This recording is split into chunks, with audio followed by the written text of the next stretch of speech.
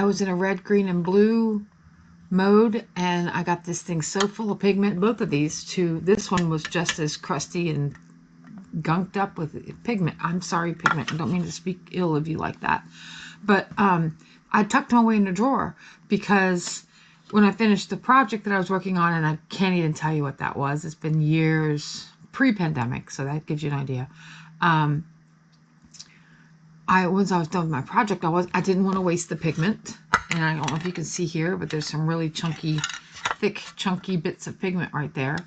Plus, you know, what's in the pan too. So I've just been sticking them in a drawer and pretending they aren't in there. And now I'm ready to use them in a artistic or at least exercise kind of way. So I picked up this book at Five and Below probably a year or two ago. It was $5, obviously Five and Below. And it's 300 GSM. It's 48 sheets. Oops. And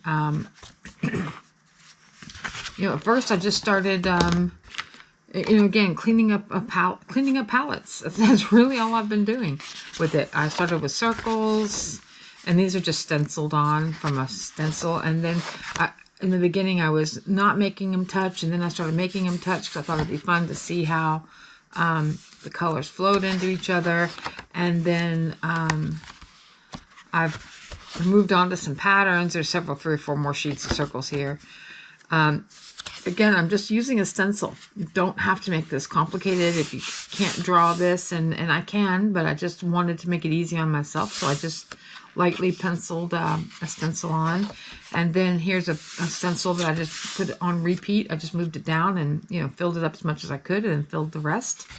I really like this pattern. I think they call this Persian, like a Persian pattern. Anyway, this last video, I did not post any videos of those. I did post a video on this one. Wasn't sure how long this was going to take. It ended up taking like an hour and a half to do it. And normally I would do these sitting on my sofa at night watching TV. And I still do. But it's hard to film sitting on your sofa. So today I've got this Chevron pattern, which again came off of I think it's a Faber-Castell paper stencil.